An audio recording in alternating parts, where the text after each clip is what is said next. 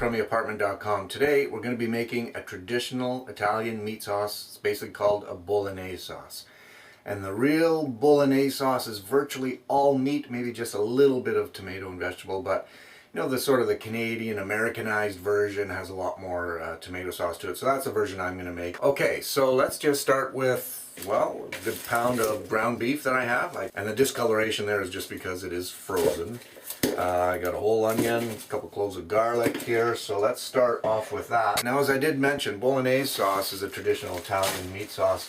It also has pancetta in it, which is sort of pork meat, but instead I have this bacon that's been sitting in my fridge for a bit, and so I'm going to use that as sort of that pork flavor in the meat sauce, but we're just going to chop that up really finely. In fact, everything we chop up here, including the onion and a little bit of celery. Some people put carrots in it, but I never really thought carrots are a great idea for a meat sauce, so I generally don't even bother with them. So everything's going to be chopped up fine. And I forgot to tell you, my mom sent me a new set of knives, so I'm going to be using those. She saw me using those cheap things on my videos and sent me some knives. So thanks, Mom. Okay, so first things first, let's get this heated up. I'm going to start with the bacon because the bacon actually gives off, you know, some great pork fat, which I will use to cook the whole sauce with. I'm going to go crossways on my bacon here. Okay, here we go. Get that in there, get that working. Okay, so that's good. The bacon's going to start cooking there, and in the meantime I'm going to start chopping up my onions and garlic and celery, have them ready for the sauce as well. Usually when I start to cook, you know, the pot and the pan are going on right away because something's happening on the oven and something's happening in my on my countertop at the same time. That way you're trying to cut down your cooking time. Thought I had a wooden spoon. There it is.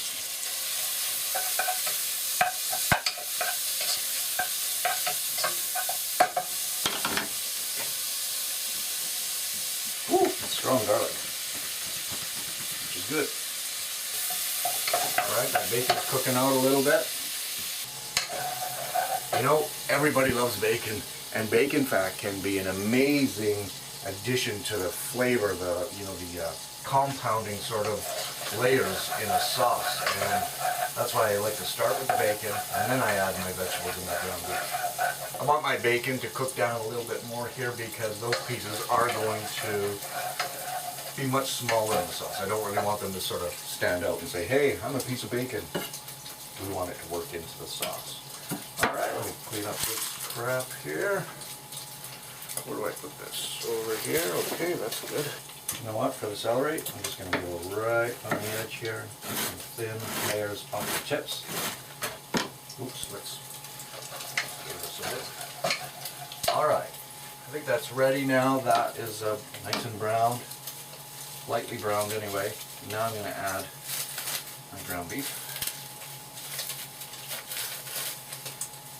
I'll put my garlic and onions in here too, but let me just get this in.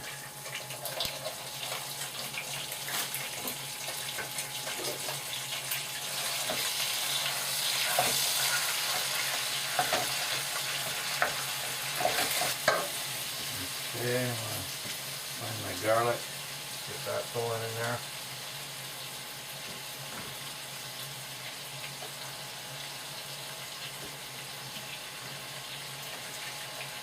Alright. I'm going to keep stirring this around to break it down so that it doesn't fry up in clumps. Okay, we'll add the onions now. Lots of onions. Don't want to be shy with those.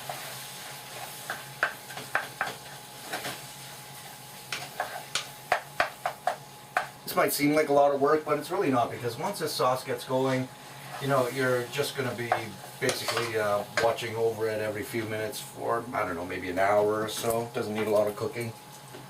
And I've got a couple cans of tomato sauce here that I'm going to be using. I always look for these when I go grocery shopping because a lot of times they go on sale. So stock up, get 6 or 8 of them at one time, and you know, this is one of the cheapest ingredients you can get, but you're always going to have something in your cupboard, and you know, something that you can make in an emergency. But I always have some sort of tomato sauce in my cupboard at any given time. Where did my can opener go? What the fuck? Where's my can opener? I totally remember using it for a beer. Where was I drinking? And then...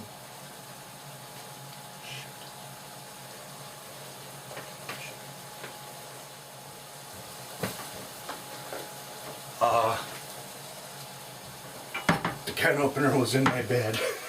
What the fuck? That's sick. Play cooking now. And since I bought lean ground beef, there isn't a lot of fat. If there was a lot of fat, I would tend to strain some of it off, but I don't think I'm really going to need to here. Drop in this celery here now.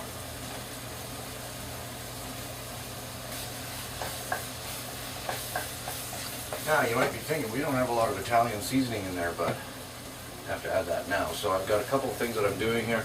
Got this rustic Italian stuff that I got at Costco. That's a really good mix. Basic traditional mixture of basil, oregano, rosemary, Italian parsley. I think there's even a few chili flakes in here. So this is going to give me my sort of a rustic Italian angle. And I've been using this a lot as well. I think I got that at Costco too. Garlic Fiesta seasoning. That's going to make for some garlic flavor. Maybe a little bit of saltiness here too.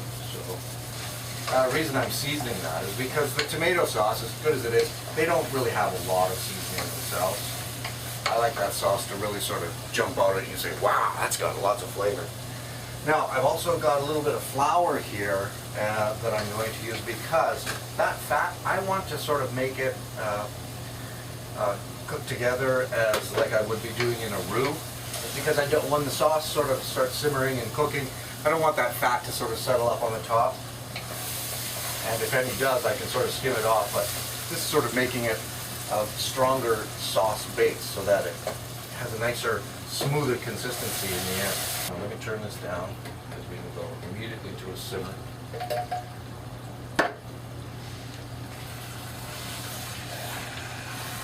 I got another can of tomatoes. I just want to sort of, definitely going to be making a lasagna with this afterwards.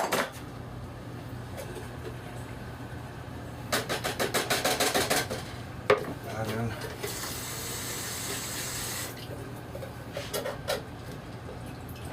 Oops.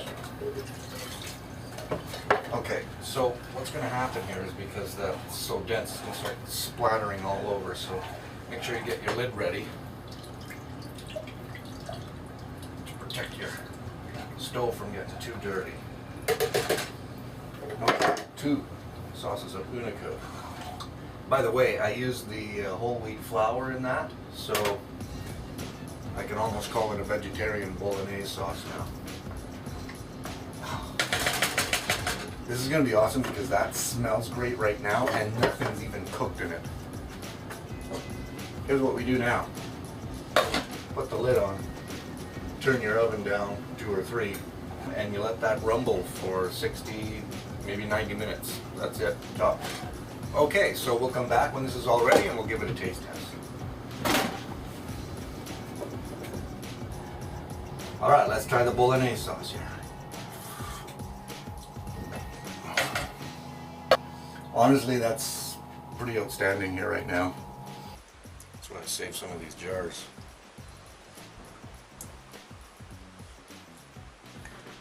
This one I'll put in the fridge.